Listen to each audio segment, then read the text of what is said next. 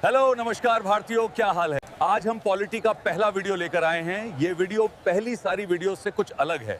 ये वीडियो हमने एक पॉडकास्ट की तरह, जिसमें दो लोग बातें करते हैं, वैसा बनाया है ताकि आप इसे चाहकर भी भूल न सको। ये वीडियो उनके लिए वरदान साबित होगी जो किसी जॉब के साथ एग्जाम्स की तैयारी करते हैं, क्योंकि इस वीडियो को आप कोई काम करते करते या ट्रैवल करते हुए भी सुनकर अपनी पढ़ाई कर सकते हो। तो चलो पहले टॉपिक यानी भारतीय संविधान की ऐतिहासिक पृष्ठभूमि का वीडियो पॉडकास्ट शुरू करते हैं। नमस्कार। आज हम भारतीय संविधान और हमारी शासन व्यवस्था की जड़ों को समझने की कोशिश करेंगे, जो असल में ब्रिटिश शासनकाल से जुड़ी हैं। हाँ, बिल्कुल।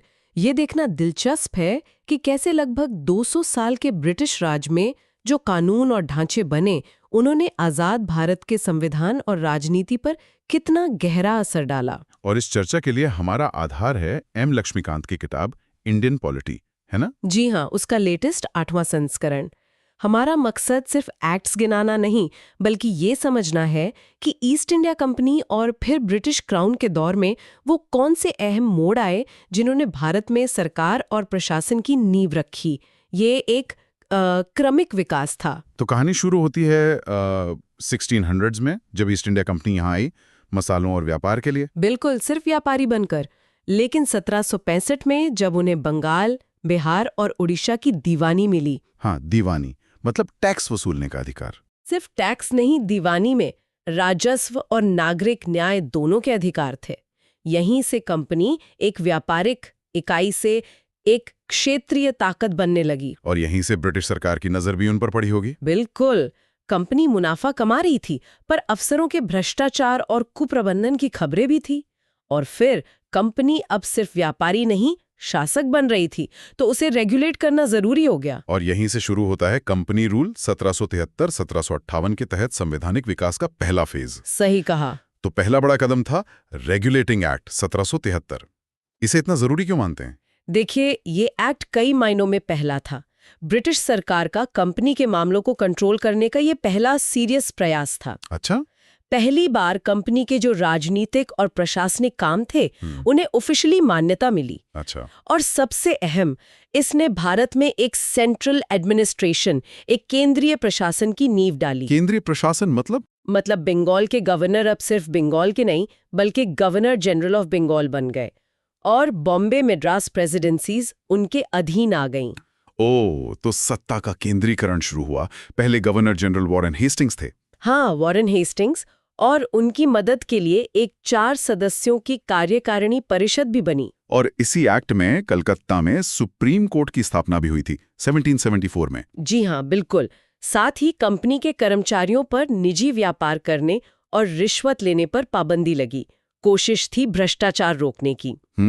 और जो कंपनी की गवर्निंग बॉडी थी, कोर्ट ऑफ डायरेक्टर्स, उन्हें अब भारत में अपने रेवेन्यू, सिविल और मिलिट्री मामलों की रिपोर्ट ब्रिटिश सरकार को देनी पड़ती थी। तो कुल मिलाकर ये नियंत्रण और जवाबदेही तय करने की पहली कोशिश थी। एकदम सही।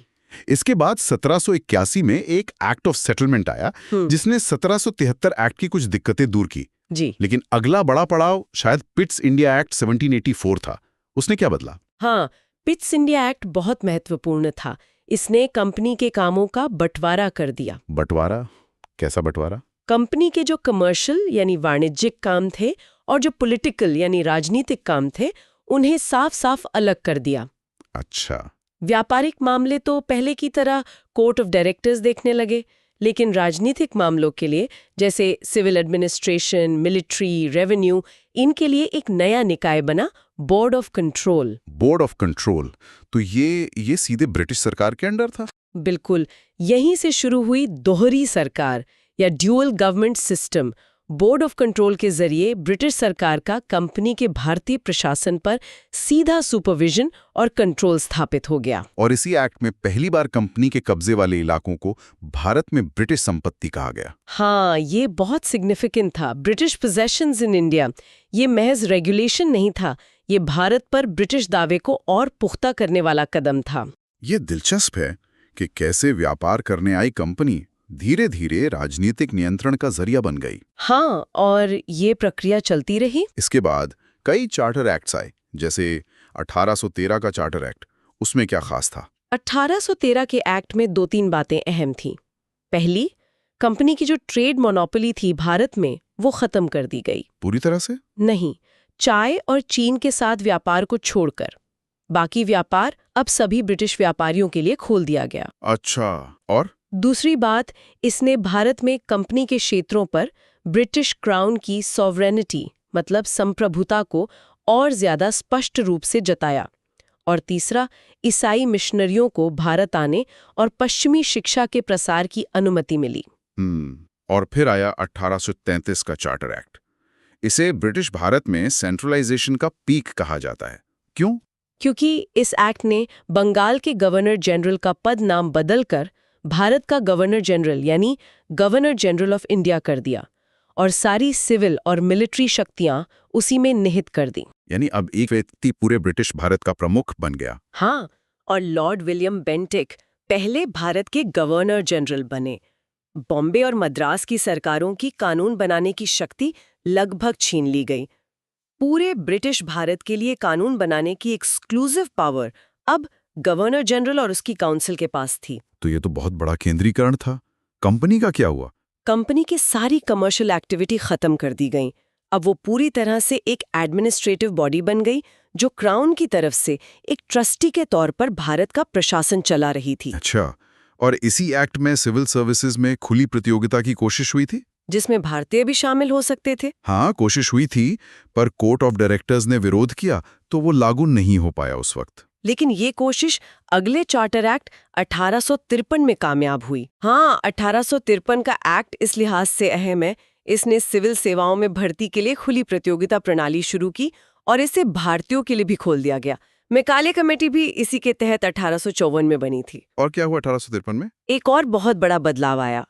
पहली बार गवर्नर जनरल की काउंसिल के लेजिस्लेटिव यानी विधायी और एग्जीक्यूटिव यानी कार्यकारी कामों को अलग किया गया। अच्छा, कैसे? काउंसिल में 6 नए सदस्य जुड़े गए जिन्हें लेजिस्लेटिव काउंसलर्स कहा गया।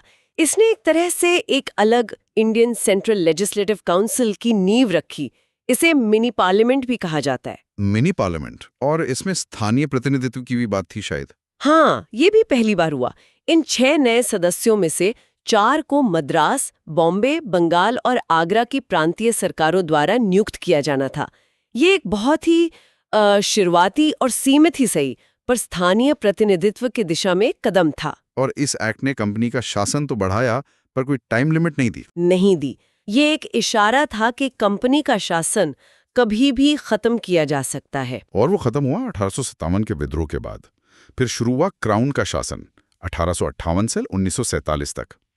पहला कदम था गवर्नमेंट ऑफ इंडिया एक्ट 1858। बिल्कुल, 1857 के विद्रोह ने ब्रिटिश सरकार को हिला दिया था, तो ये एक्ट लाया गया जिसे act for the good government of India भी कहा गया। इसने ईस्ट इंडिया कंपनी को खत्म कर दिया। पूरी तरह से? हाँ, पूरी तरह से। भारत का शासन, क्षेत्र, राजस्व सब कुछ सीधे ब्रिटिश क्राउन यानी महारानी विक्टोरिया के हाथ में चला गया। और गवर्नर जनरल का पद? उसका नाम बदलकर वाइसराय कर दिया गया। वाइसराय भारत में क्राउन का सीधा प्रतिनिधि होता था। लॉर्ड कैनिंग पहले वाइसराय बने। तो अब कंट्रोल सीधे लंदन से होने लगा। इसके लिए इंग्लैंड में क्या बदलाव हुए? पिट्स इंडिया एक्ट वाली डुअल गवर्नमेंट का क्या हुआ? वो खत्म कर दी गई। बोर्ड ऑफ कंट्रोल और कोर्ट ऑफ डायरेक्टर्स दोनों समाप्त। उसकी जगह एक नया पद बना, secretary of state for India यानी भारत के राज्य सचिव। ये कौन होता था? ये ब्रिटिश कैबिनेट का मेंबर होता था और ब्रिटिश संसद के प्रति जवाबदेह था। भारतीय प्रशासन पर इसका पूरा अधिकार था। उसकी मदद के लिए 15 सदस्यों की एक इंडिया काउंसिल बनी जो सलाहकार थे। लेकिन क्या इससे भारत में जमीनी स्तर पर शासन में कोई बड़ा बदलाव आया? नहीं, ज्यादा नहीं। ये एक्ट मुख्य रूप से इंग्लैंड में जो कंट्रोल की मशीनरी थी उसमें सुधार था। भारत में जो सिस्टम चल रहा था वो कमोबेश वैसा ही रहा। 1857 के बाद शायद अंग्रेजों को लगा होगा कि भारतीयों को साथ लेना जरूरी है। क्या इसी सोच से 1861 का इंडियन काउंसिल्स एक्ट आया? हाँ, काफी हद तक। इसे भारत में रिप्रेजेंटेटिव इंस्टीट्यूशंस की शुरुआत मानते हैं, क्योंकि इसने वाइसराय को अधिकार दिया कि वो अपनी लेजिस्लेटिव काउंसिल में कुछ भारतीयों को नॉन ऑफिशियल मेंबर्स के तौर पर नॉमिनेट कर सकता है। अच्छा, किसी को किया भी गया? हाँ, 1862 में लॉर्ड कैनिंग ने 3 लोगों को नॉमिनेट किया, बनारस के राजा, पटियाला के महाराजा और सर दिनकर राव। ये सांकेतिक था, पर एक शुरुआत थी। और आपने कहा था कि 1833 के एक्ट ने केंद्रीकरण किया था। क्या 1861 ने उसे पलटा? हाँ, ये भी हुआ। इसने बॉम्बे और मद्रास प्रेसिडेंसी को कानून बनाने की शक्तियां वापस दे दी। तो डिसेंट्रलाइजेशन यानी विकेंद्रीकरण की प्रक्रिया शुरू हुई। जो ट्रेंड 1773 से शुरू होकर 1833 में पीक पर था, वो अब रिवर्स हो रहा था। और इसी एक्ट ने पोर्टफोलियो सिस्टम को भी मान्यता दी। जी हाँ, लॉर्ड कैनिंग ने 1859 में ये सिस्टम शुरू किया था। उसे इस एक्ट ने कानूनी मान्यता दे दी।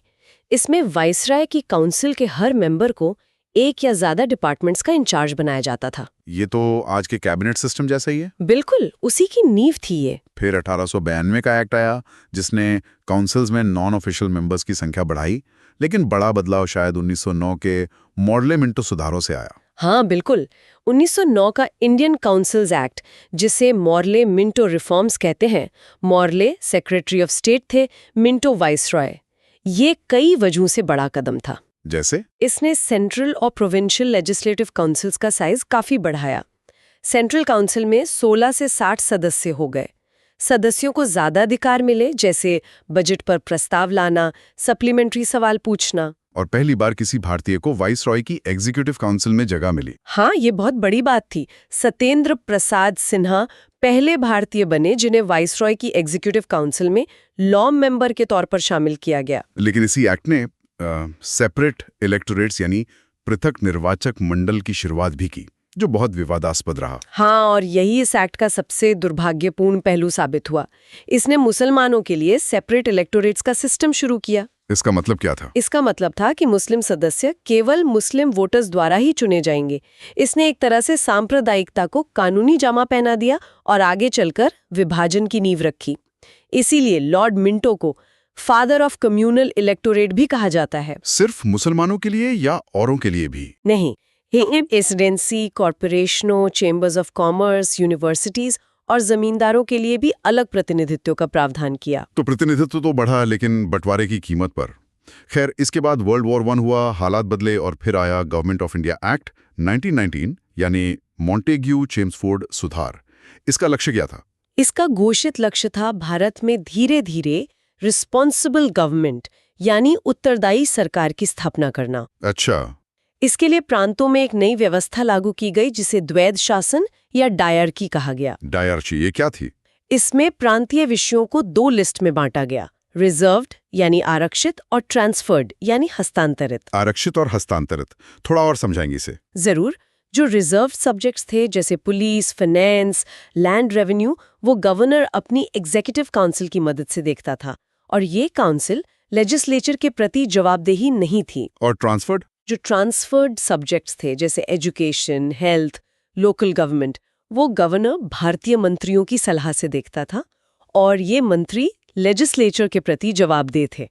तो ये तो बड़ा कंफ्यूजिंग सिस्टम लगता है। क्या ये सफल हुआ? नहीं, ये प्रयोग ज्यादा सफल नहीं हुआ, क्योंकि असली पावर गवर्नर और रिजर्व्ड सब्जेक्ट्स के पास ही रही। ये एक तरह का आधा अधूरा उत्तरदायित्व था। और केंद्र में क्या हुआ? चुनाव वगैरह में कुछ बदलाव? केंद्र में पहली बार बाइकैमरल लेजिस्लेचर यानी द्विसदनीय विधायिका बनी, council of state upper house और लेजिस्लेटिव असेंबली लोअर हाउस। और देश में पहली बार डायरेक्ट इलेक्शंस यानी प्रत्यक्ष चुनाव शुरू हुए। डायरेक्ट इलेक्शंस मतलब सब वोट दे सकते थे? नहीं, वोटिंग राइट्स बहुत लिमिटेड थे। प्रॉपर्टी, टैक्स या एजुकेशन के आधार पर बहुत कम लोगों को वोट देने का अधिकार मिला। अच्छा, और वो सेपरेट इलेक्टोरेट्स का क्या हुआ? उसे और बढ़ाया गया। सिखों, इंडियन क्रिश्चियंस, एंग्लो इंडियंस और यूरोपियंस के लिए भी इसे लागू कर दिया गया। और इसी एक्ट के तहत पब्लिक सर्विस कमीशन भी बना। हाँ, एक सेंट्रल पब्लिक सर्विस कमीशन की स्थापना का प्रावधान था, जो 1926 में बना। 1919 के एक्ट में ये भी था कि 10 साल बाद इसकी समीक्षा होगी, जिसके लिए साइमन कमीशन आया, वो भी 2 साल पहले ही आ गया। हाँ, 1927 में सर जॉन साइमन की अध्यक्षता में कमीशन बना, लेकिन इसमें सारे सदस्य ब्रिटिश थे, एक भी भारतीय नहीं। इसीलिए इसका इतना विरोध हुआ, साइमन गो बाइक के नारे लगे। बिल्कुल। कमीशन ने 1930 में रिपोर्ट दी। उसमें डायरकी खत्म करने, प्रांत प्रांतों में जिम्मेदार सरकार लाने और हाँ, कम्युनल इलेक्टोरेट जारी रखने की सिफारिश थी। इन सिफारिशों पर विचार के लिए फिर लंदन में गोलमेज सम्मेलन हुए। हाँ, 3 राउंड टेबल कॉन्फ्रेंसेस हुई। और इसी दौरान 1932 में वो कम्युनल अवार्ड और फिर पूना पैक्ट हुआ। हाँ, ब्रिटिश पीएम रैमसे मैकडोनाल्ड ने कम्युनल अवार्ड की घोषणा की, जिसने सेपरेट इलेक्टोरेट्स को डिप्रेस्ड क्लासेस यानी दलित वर्गों तक बढ़ा दिया। गांधी जी ने इसका कड़ा विरोध किया था। हाँ, वो उस समय पूना की यरवदा जेल में थे। उन्होंने आमरण अनशन शुरू कर दिया। आखिरकार गांधी जी और डॉक्टर BR अम्बेडकर के बीच एक समझौता हुआ, जिसे पूना पैक्ट कहते हैं। इसमें क्या तय हुआ? इसने दलित वर्गों के लिए सेपरेट इलेक्टोरेट्स की बजाय हिंदू जॉइंट इलेक्टोरेट के अंदर ही रिजर्व्ड सीट्स यानी आरक्षित सीटों पर सहमति बनी। अच्छा, इन सब डेवलपमेंट्स के बाद आया गवर्नमेंट ऑफ इंडिया एक्ट 1935। इसे तो हमारे संविधान का एक बड़ा सोर्स माना जाता है। बिल्कुल, ये एक बहुत लंबा और डिटेल्ड डॉक्यूमेंट था। इसने एक ऑल इंडिया फेडरेशन बनाने का प्रस्ताव रखा, जिसमें ब्रिटिश प्रांत और रियासतें शामिल होती। पर ये फेडरेशन तो कभी बना ही नहीं बन पाया, क्योंकि रियासतें इसमें शामिल नहीं हुई। लेकिन इसने केंद्र और इकाइयों के बीच शक्तियों का बंटवारा किया 3 लिस्ट्स में: फेडरल लिस्ट, प्रोविंशियल लिस्ट और कॉन्करेंट लिस्ट। ये तो आज भी हमारे संविधान में है।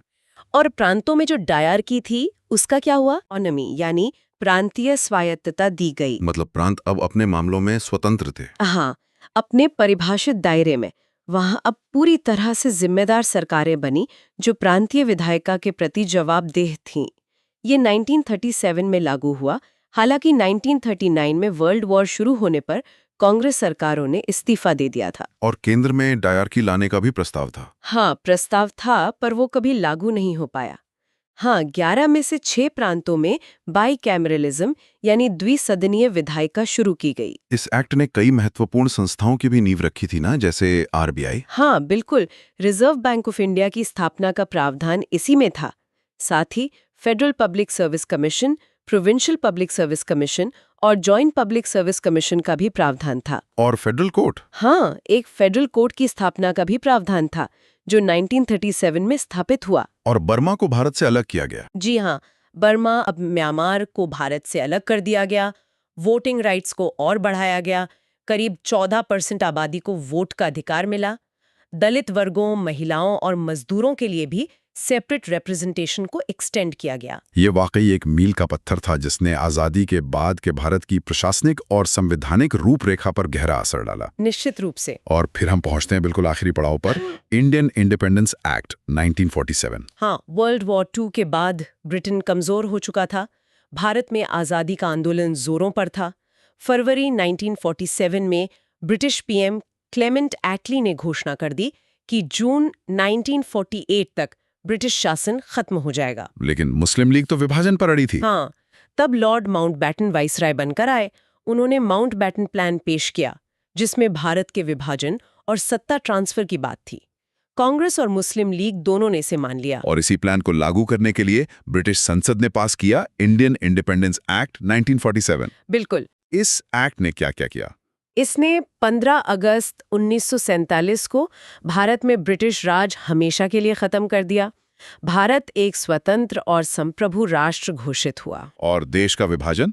हाँ, भारत का विभाजन हुआ और भारत और पाकिस्तान 2 नए इंडिपेंडेंट डोमिनियन बने। दोनों को ब्रिटिश कॉमनवेल्थ से अलग होने का भी अधिकार था। वायसराय का पद खत्म कर दिया गया और दोनों डोमिनियन के लिए गवर्नर जनरल का पद बनाया गया, जिसे ब्रिटिश क्राउन डोमिनियन कैबिनेट की सलाह पर नियुक्त करता। और जो संविधान सभा 1946 में बनी थी, उसका क्या हुआ? दोनों डोमिनियन की संविधान सभाओं को पूरी शक्ति दे दी गई कि वो अपने अपने देश के लिए जैसा चाहें वैसा संविधान बना सकती हैं और ब्रिटिश संसद के किसी भी कानून को, यहाँ तक कि इंडिपेंडेंस एक्ट को भी बदल या रद्द कर सकती हैं। रियासतों का क्या हुआ? उन पर से ब्रिटिश पैरामाउंसी यानी सर्वोच्चता खत्म हो गई। उन्हें आज़ादी दी गई कि वो चाहे तो भारत में शामिल हों या पाकिस्तान में या फिर स्वतंत्र रहें। और सत्ता का हस्तांतरण कैसे हुआ? 14-15 अगस्त 1947 की आधी रात को भारत आज़ाद हुआ।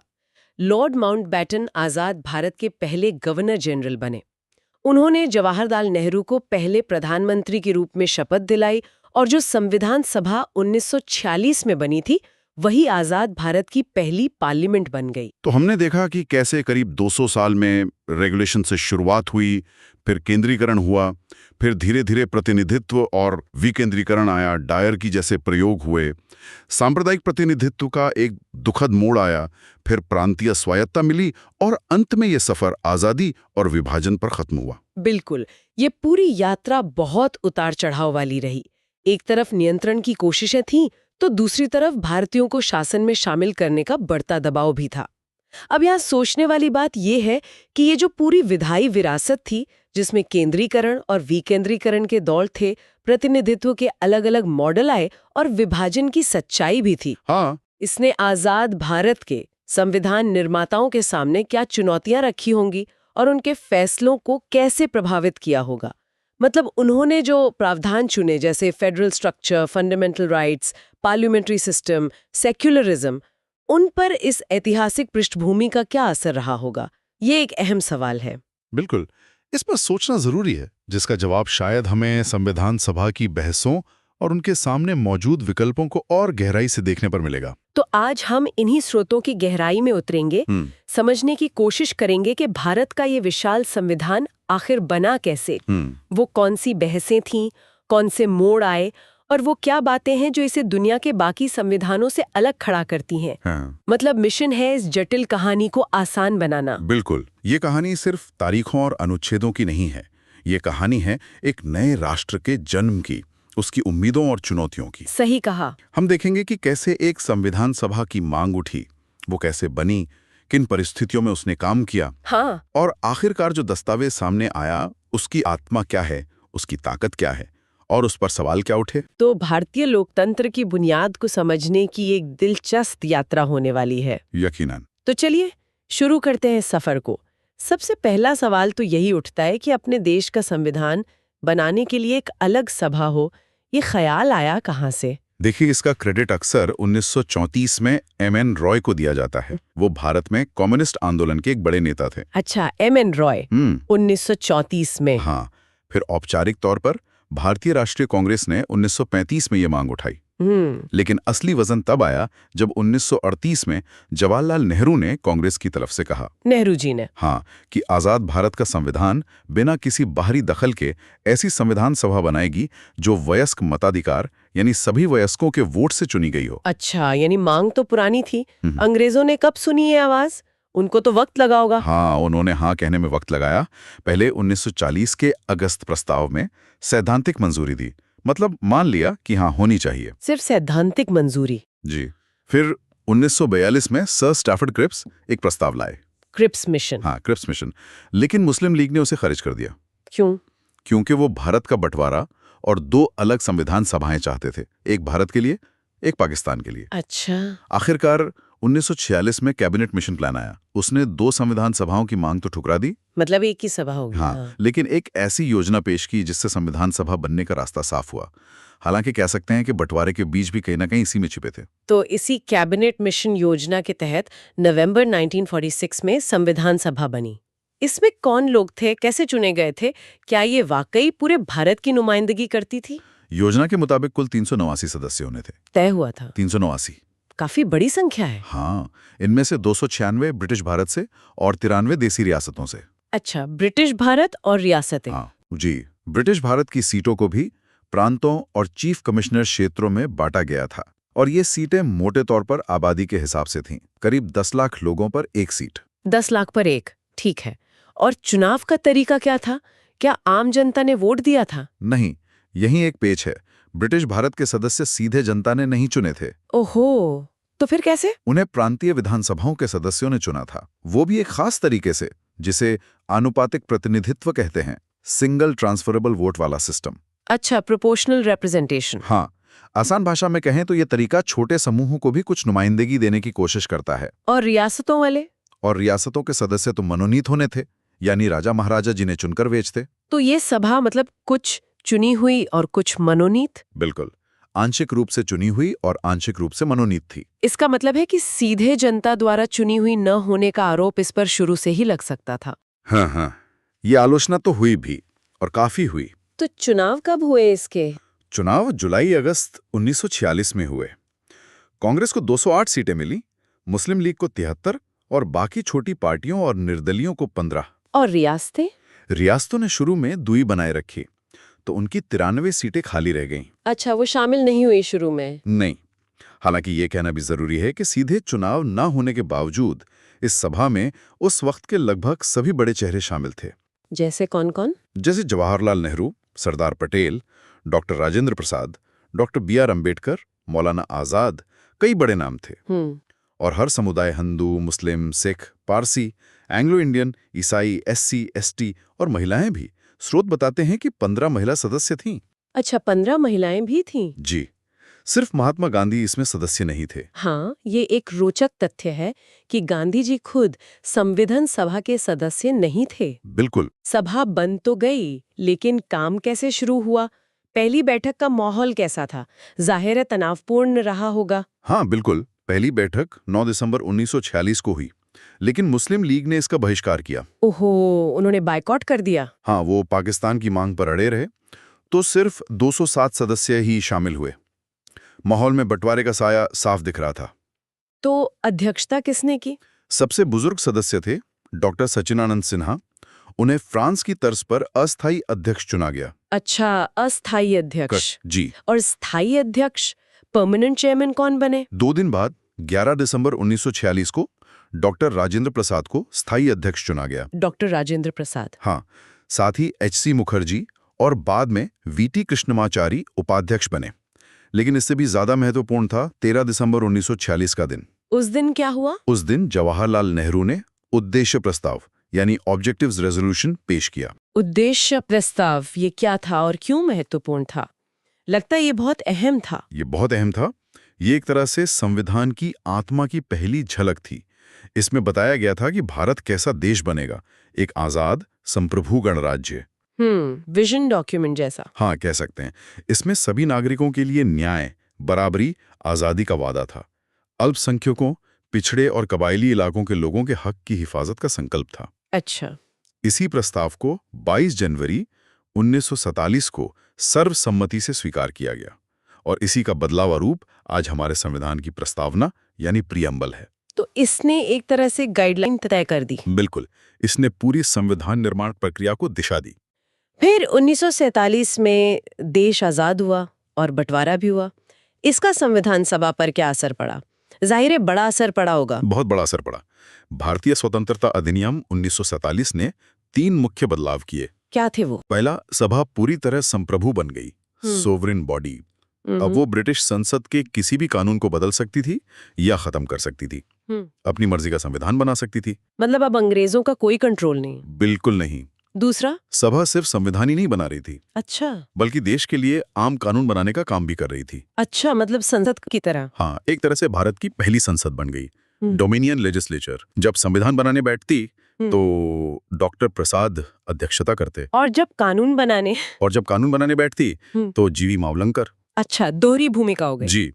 और तीसरा बदलाव बंटवारे से जुड़ा था। हाँ, वो तो होना ही था। तीसरा बदलाव यह था कि पाकिस्तान में शामिल होने वाले इलाकों के मुस्लिम लीग सदस्य सभा से अलग हो गए। तो सदस्य संख्या कम हो गई होगी। हाँ, इससे सदस्यों की कुल संख्या 389 से घटकर 299 रह गई। अच्छा, काफी कम हो गए। जी। ब्रिटिश प्रांतों से 229 और रियासतों से 70 रह गए और अब रियासतों के प्रतिनिधि भी धीरे धीरे शामिल होने लगे थे। जो पहले नहीं आ रहे थे। हाँ। संविधान बनाने और कानून बनाने के अलावा भी तो सभा ने कुछ अहम काम किए होंगे, कुछ और जिम्मेदारियां। बिल्कुल, कई और महत्वपूर्ण काम किए। जैसे मई 1949 में राष्ट्रमंडल यानी कॉमनवेल्थ में भारत की सदस्यता को मंजूरी दी। अच्छा, कॉमनवेल्थ मेंबरशिप। हाँ। 22 जुलाई 1947 को तिरंगे को राष्ट्रीय ध्वज के रूप में अपनाया। तिरंगा। हाँ। 24 जनवरी 1950 को राष्ट्रगान और राष्ट्रगीत अपनाया गया, जनगण मन और वंदे मातरम। जी। और उसी दिन 24 जनवरी 1950 को ही डॉक्टर राजेंद्र प्रसाद को भारत के पहले राष्ट्रपति के तौर पर चुना गया। अच्छा, ये सब संविधान सभा ने ही किया? हाँ। और ये पूरा संविधान बनने में वक्त कितना लगा? सुना है बहुत लंबा समय था। हाँ, समय तो लगा। कुल 2 साल 11 महीने और 18 दिन लगे। लगभग 3 साल। हाँ, करीब करीब। इस दौरान 11 सत्र हुए। लगभग 60 देशों के संविधानों को खंगाला गया। 60 देश? जी। और मसौदे पर मतलब ड्राफ्ट पर 114 दिन बहस चली। बाप रे, 114 दिन सिर्फ बहस? हाँ, कुल खर्च उस जमाने में करीब 64 लाख रुपए आया। 64 लाख उस समय के हिसाब से तो बहुत बड़ी रकम होगी। बिल्कुल। अंतिम सत्र 24 जनवरी 1950 को हुआ, लेकिन सभा भंग नहीं हुई। अच्छा, तो क्या करती रही? ये 1952 में पहली चुनी हुई संसद आने तक भारत की अंतरिम संसद के तौर पर काम करती रही, प्रोविजनल पार्लियामेंट। समझ गई, तो ये काम जारी रहा। जी। इतना बड़ा काम अकेले तो हुआ नहीं होगा। समितियों यानी कमिटीज की क्या भूमिका थी, खासकर वो प्रारूप समिति जिसके बारे में बहुत सुना है? हाँ, बिल्कुल सही। काम को आसान बनाने के लिए कई समितियां बनाई गईं। कुछ बड़ी थी, कुछ छोटी। बड़ी समितियां कौन सी थीं? बड़ी समितियों में संघ की शक्तियों पर, संघीय संविधान पर, प्रांतीय संविधान पर, मौलिक अधिकारों और अल्पसंख्यकों पर सलाहकार समिति, प्रक्रिया नियमों पर, राज्यों से बातचीत के लिए और संचालन समितियां शामिल थी। इनके अध्यक्ष कौन थे? इनके अध्यक्ष नेहरू, पटेल, राजेंद्र प्रसाद जैसे बड़े नेता थे। लेकिन जैसा आपने कहा, सबसे ज्यादा चर्चित रही प्रारूप समिति यानी ड्राफ्टिंग कमेटी। हाँ, जिसके अध्यक्ष डॉक्टर B.R. अम्बेडकर थे। बिल्कुल। 29 अगस्त 1947 को बनी इस समिति का काम था संविधान का मसौदा तैयार करना। और सदस्य कौन थे अम्बेडकर जी के अलावा? डॉक्टर अम्बेडकर के अलावा इसमें 6 और सदस्य थे। N. Gopalaswami Ayyangar, Alladi Krishnaswami Ayyar, doctor K.M. Munshi, Syed Mohammad Saadulla, N. Madhavrao और T.T. कृष्णमाचारी। कुछ सदस्य बदले भी गए थे बीच में। अच्छा। इस समिति ने बाकी समितियों के सुझावों को समेटकर पहला मसौदा फरवरी 1948 में पेश किया। पहला ड्राफ्ट। हाँ। फिर लोगों को इस पर राय देने के लिए 8 महीने का वक्त दिया गया। 1948 में आया। प्रारूप समिति ने ये काम 6 महीने से भी कम समय में 141 बैठकों में पूरा किया। हाँ। जो अपने आप में एक बड़ी उपलब्धि थी। सिर्फ 141 बैठकों में? हाँ। काफी तेजी से काम किया। हाँ, बहुत केंद्रित होकर काम किया गया। तो ये अंतिम मसौदा पास कब और कैसे हुआ, ये प्रक्रिया कैसी थी? अंतिम मसौदा डॉक्टर अंबेडकर ने 4 नवंबर 1948 को सभा में पेश किया। इसे कहते हैं फर्स्ट रीडिंग, पहली रीडिंग। हाँ। इस पर कुछ दिन सामान्य चर्चा हुई।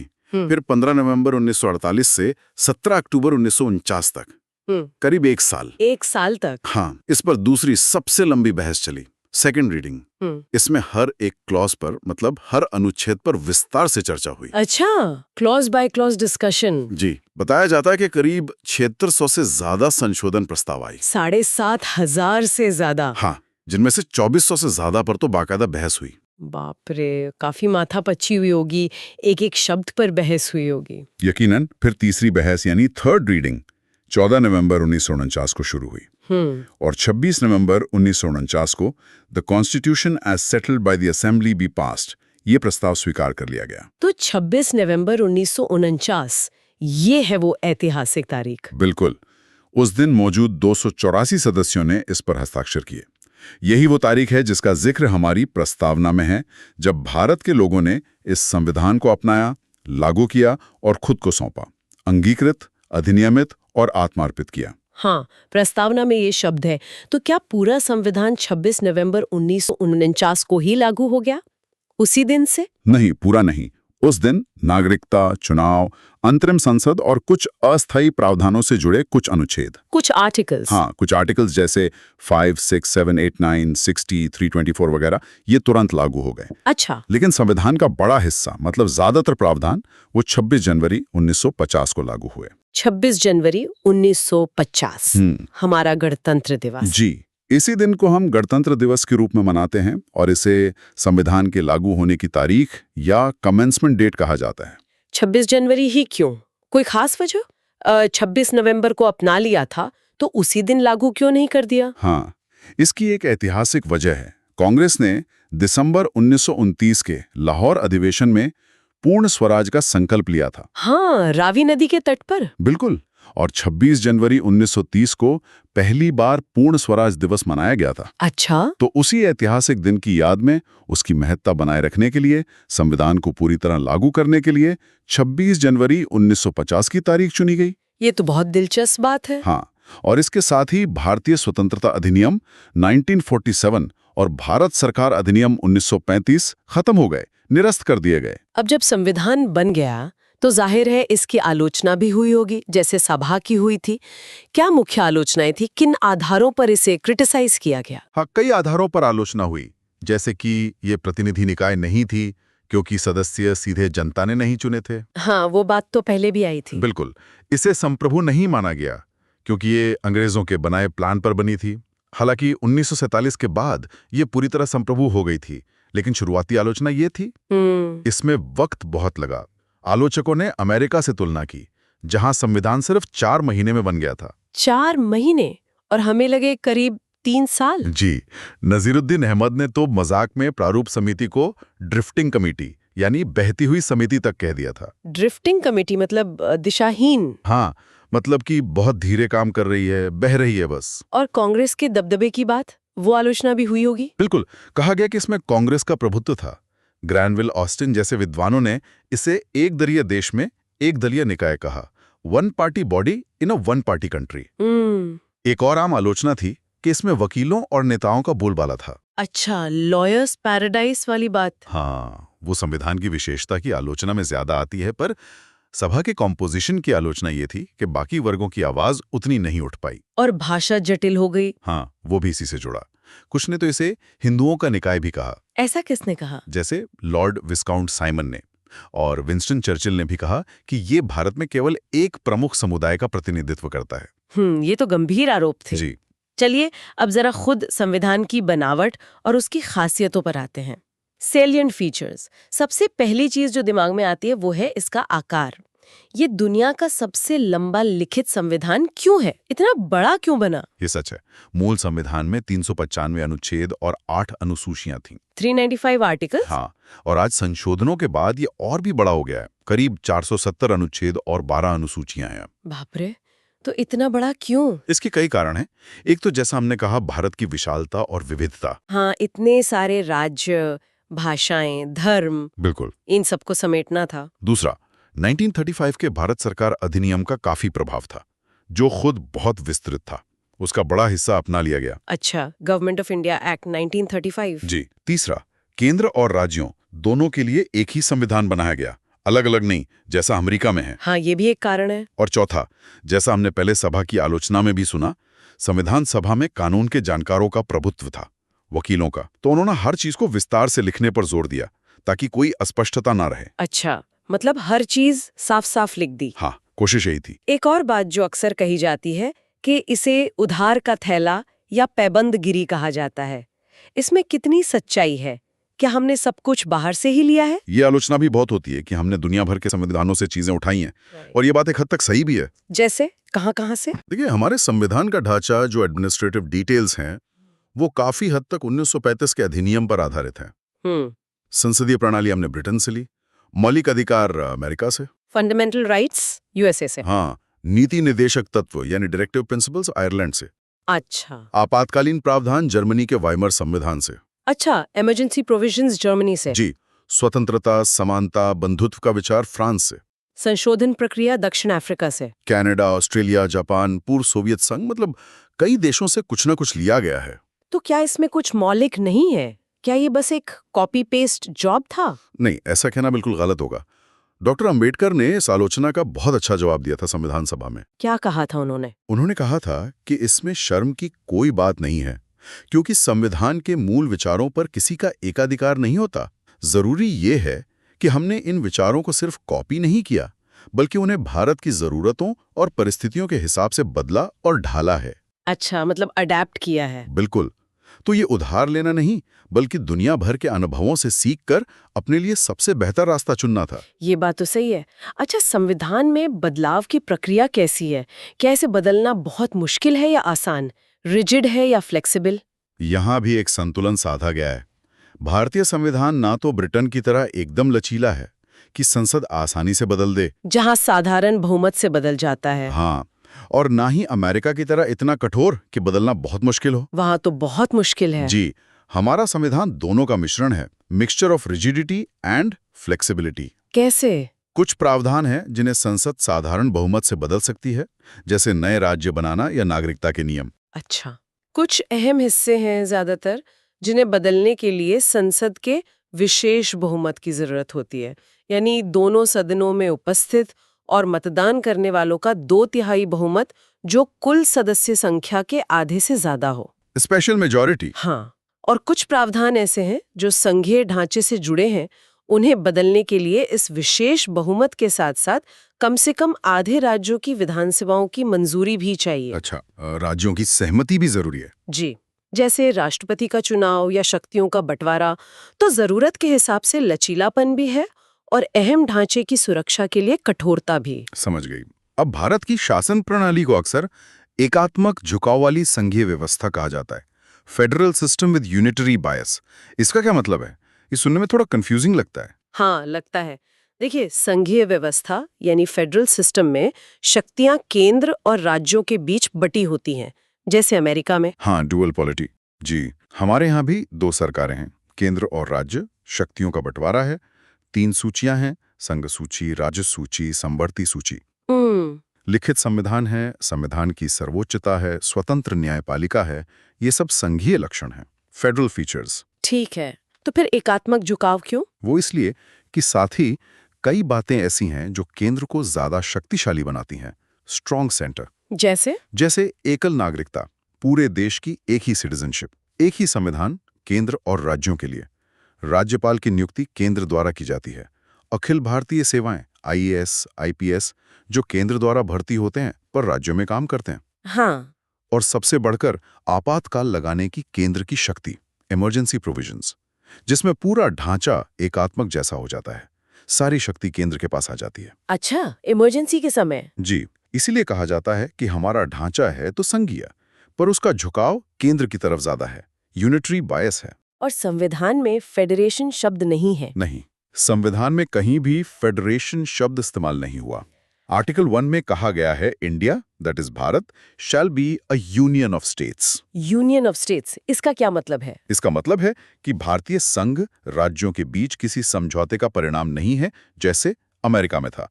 और दूसरा, किसी भी राज्य को संघ से अलग होने का अधिकार नहीं है।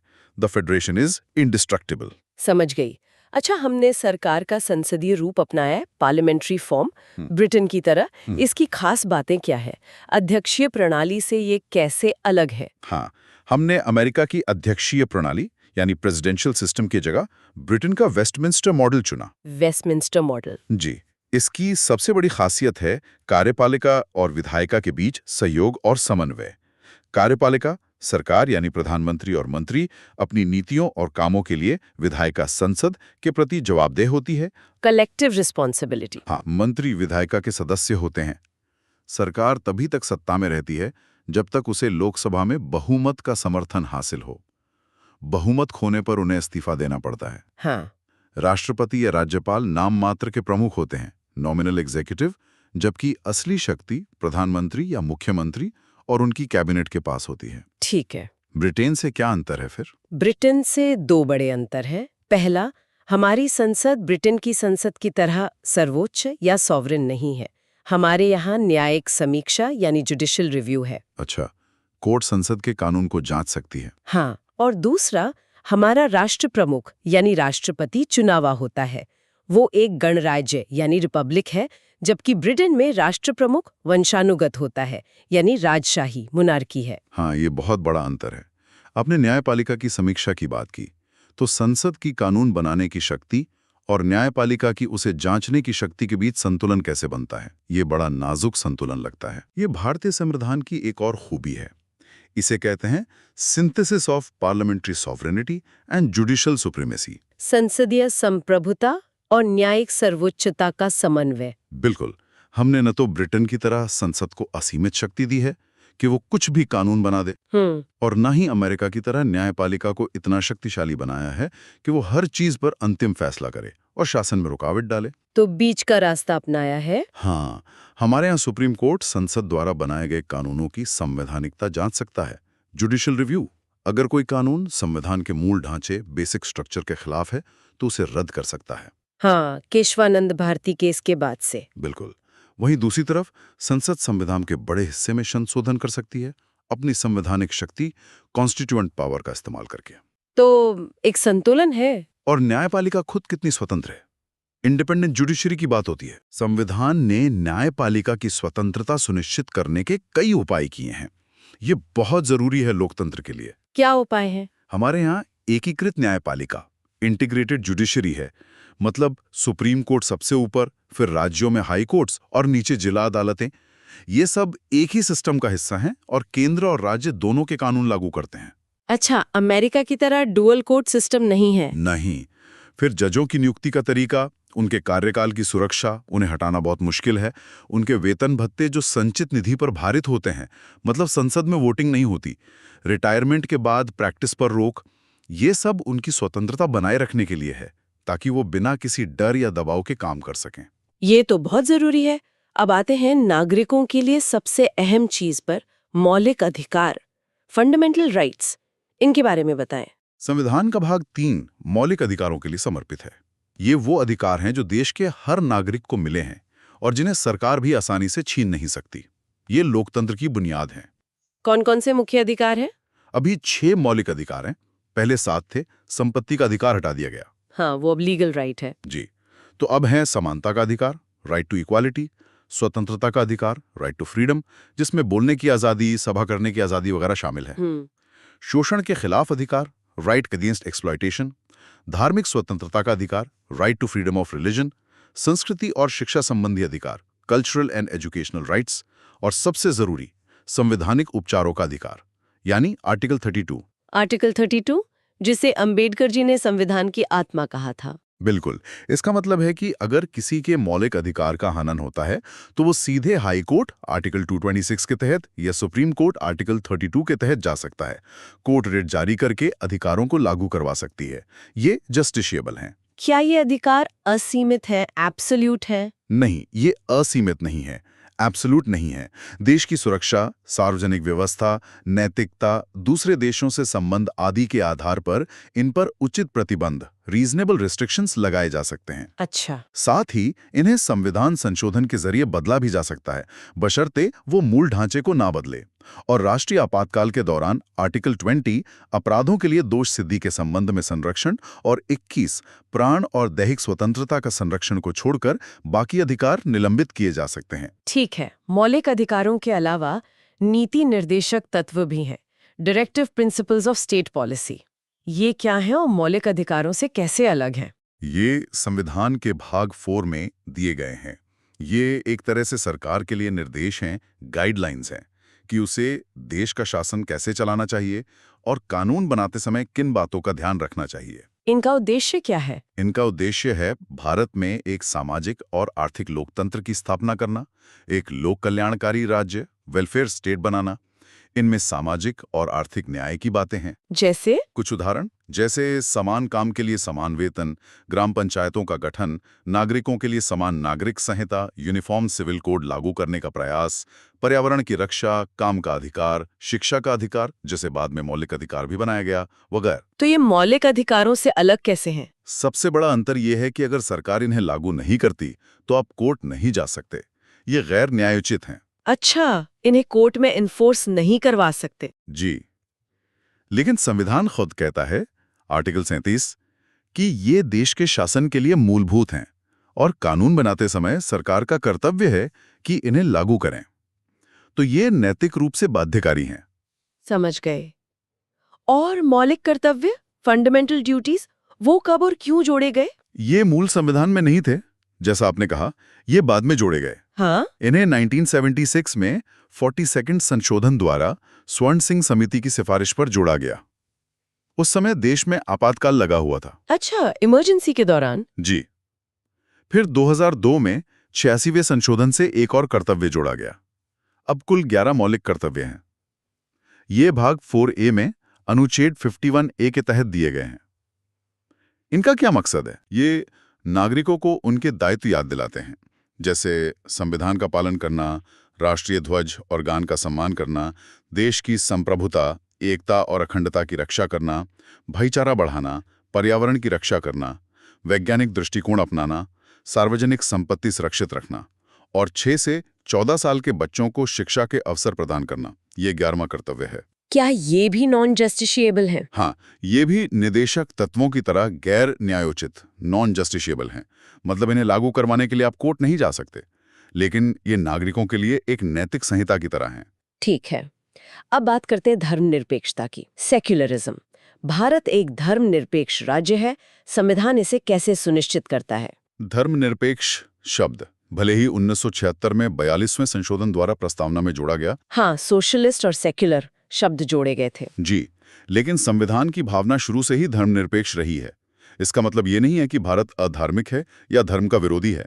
तो फिर क्या मतलब है? इसका मतलब है कि राज्य का अपना कोई आधिकारिक धर्म नहीं है और राज्य सभी धर्मों का समान रूप से सम्मान करेगा, सर्वधर्म समभाव और किसी भी नागरिक के साथ धर्म के आधार पर भेदभाव नहीं करेगा।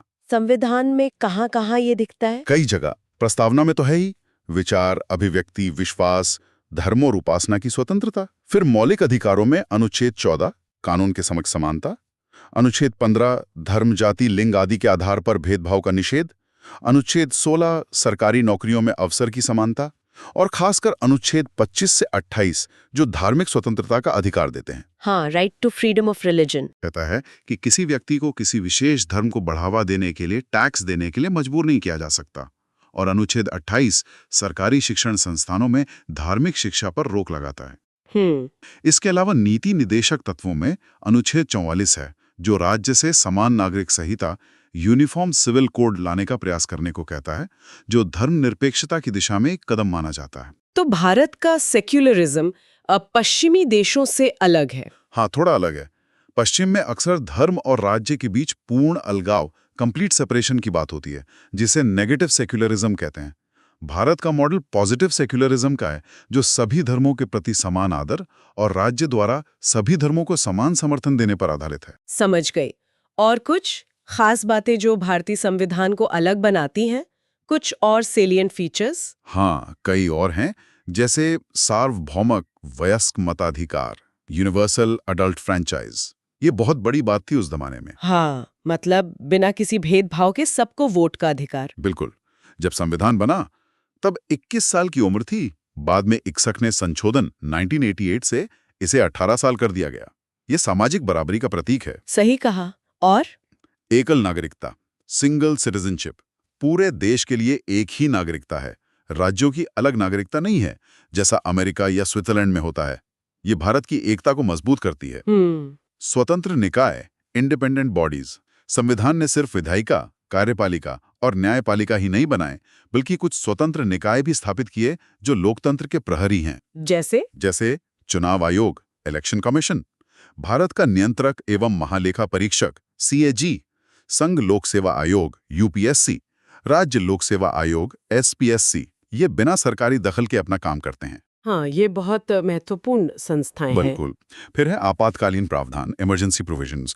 अनुच्छेद 352 राष्ट्रीय आपातकाल, 356 राज्यों में राष्ट्रपति शासन और 360 वित्तीय आपातकाल। ये केंद्र को असाधारण स्थितियों से निपटने की शक्ति देते हैं, हालांकि इनके दुरुपयोग की आशंका भी रहती है। राष्ट्रपति शासन का तो काफी इस्तेमाल हुआ है। हाँ, हुआ है। फिर है त्रिस्तरीय सरकार, 3 टायर गवर्नमेंट।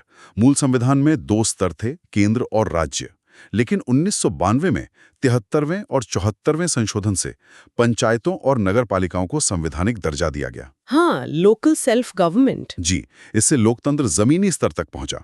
और एक और चीज है, सहकारी समितियां, कोऑपरेटिव सोसाइटीज। इन्हें 2011 में 97वें संशोधन द्वारा संवैधानिक दर्जा और संरक्षण दिया गया। अच्छा, कोऑपरेटिव्स को भी कॉन्स्टिट्यूशनल स्टेटस मिला। जी। तो ये तो हुई खूबियां। जैसे सभा की आलोचना हुई, वैसे ही इन विशेषताओं की भी आलोचना हुई होगी। बिल्कुल। क्या क्रिटिसिज्म्स हैं संविधान के? बिल्कुल, आलोचनाएं भी जमकर हुई हैं। वही पुरानी बातें कुछ नए अंदाज में दोहराई गईं। जैसे वही उधार का संविधान या बोरोड कॉन्स्टिट्यूशन। कहा गया कि इसमें कुछ भी नया या मौलिक नहीं है, सब कहीं ना कहीं से लिया हुआ है। या 1935 अधिनियम की कार्बन कॉपी। आलोचकों ने कहा कि ये काफी हद तक 1935 के अधिनियम पर आधारित है, बस उसमें वयस्क मताधिकार जोड़ दिया गया है। अच्छा। PR देशमुख ने संविधान सभा में यही कहा था। कुछ ने इससे अभारतीय या भारत विरोधी, अन इंडियन और एंटी इंडियन कहा। उनका मानना था कि यह भारत की राजनीतिक परंपराओं और आत्मा को प्रतिबिंबित नहीं करता, ये पश्चिम की नकल है। के हनुमंथैया वाली बात। हाँ, के हनुमंथैया ने कहा था, हमें वीणा या सितार का संगीत चाहिए था, पर हमें एक अंग्रेजी बैंड का संगीत मिला। इसे अगांधीवादी संविधान भी कहा गया, क्योंकि इसमें महात्मा गांधी के दर्शन, खासकर ग्राम पंचायतों और कुटीर उद्योगों पर आधारित व्यवस्था को वो महत्व नहीं मिला जो मिलना चाहिए था। हालांकि बाद में निदेशक तत्वों में इसे जगह दी गई। हाँ, आर्टिकल 40 में। जी और इसके विशाल आकार और जटिल भाषा की आलोचना वो तो होनी थी। हाँ, वो भी जोरदार हुई। इसके विशाल आकार को लेकर मजाक उड़ाया गया। इसे बहुत भारी भरकम और अनावश्यक विस्तार वाला बताया गया। एचवी कामथ ने सभा के प्रतीक हाथी से इसकी तुलना करते हुए ये टिप्पणी की थी। अच्छा, हाथी जैसा विशाल। हाँ, और इसकी जटिल कानूनी भाषा के कारण इसे वकीलों का स्वर्ग, लॉयर्स पैराडाइज कहा गया। ये किसने कहा था? सर आइवर जेनिंग्स जैसे ब्रिटिश संविधान विशेषज्ञ ने। उनका मानना था कि ये इतना जटिल है कि सिर्फ वकील ही इसे समझ सकते हैं और इससे मुकदमेबाजी को बढ़ावा मिलेगा। आम आदमी की समझ से ये परे हैं। ये आलोचना तो आज भी सुनने को मिलती है। हाँ, मिलती है। इन आलोचनाओं के बावजूद ये संविधान आज भी टिका हुआ है। 70 साल से ज्यादा हो गए। हाँ, और यही इसकी खूबी है। डॉक्टर अंबेडकर ने इन आलोचनाओं का जवाब देते हुए सभा में कहा था कि उधार लेने में कोई बुराई नहीं, अगर वो चीजें हमारे काम की हैं और हमने उन्हें अपनी जरूरतों के हिसाब से बदला है। दुनिया में कोई भी चीज पूरी तरह मौलिक नहीं होती। और 1935 एक्ट वाली बात पर? उस पर उन्होंने स्वीकार किया था कि हाँ, प्रशासनिक ढांचा काफी हद तक वहीं से लिया गया है, क्योंकि भारतीयों को उसकी आदत थी, उसमें बदलाव करना मुश्किल होता, लेकिन सिद्धांत नए थे। तो ये थी लक्ष्मीकांत की किताब के आईने में भारतीय संविधान के बनने और उसकी विशेषताओं की कहानी। हमने देखा कि कैसे आज़ादी की सुबह में बंटवारे के दर्द के बीच अलग अलग विचारों और दबावों को समेटते हुए ये दस्तावेज तैयार हुआ। कितना मंथन हुआ। बिल्कुल। हमने समझा कि संविधान सभा किन चुनौतियों से गुजरी, कैसे दुनिया भर के अनुभवों से सीखा गया और कैसे एक ऐसा संविधान बना जिसमें संघीय ढांचे के साथ मजबूत केंद्र भी है, लचीलेपन के साथ कठोरता भी है और अधिकारों के साथ कर्तव्यों की भी बात है। और हमने उन सवालों और आलोचनाओं को भी देखा जो इसके साथ शुरू से जुड़े रहे हैं। आज की इस चर्चा के बाद एक सवाल मन में छोड़ जाते हैं हमारे श्रोताओं के लिए। जी। इतनी आलोचनाओं, उधार की विशेषताओं और जटिलताओं के बावजूद क्या यही मिश्रण, ये लचीलापन और कठोरता, ये अनेकता में एकता साधने की कोशिश ही इस संविधान की वो ताकत है जो इसे पिछले 7 दशकों से ज्यादा समय से भारतीय लोकतंत्र का आधार बनाए हुए है? क्या इसकी यही कॉम्प्लेक्सिटी ही इसकी स्ट्रेंथ है? ये सोचने वाली बात है। इस पर सोचिएगा जरूर। अगली बार फिर मिलेंगे एक और विषय की गहरी पड़ताल के साथ। नमस्कार। नमस्कार।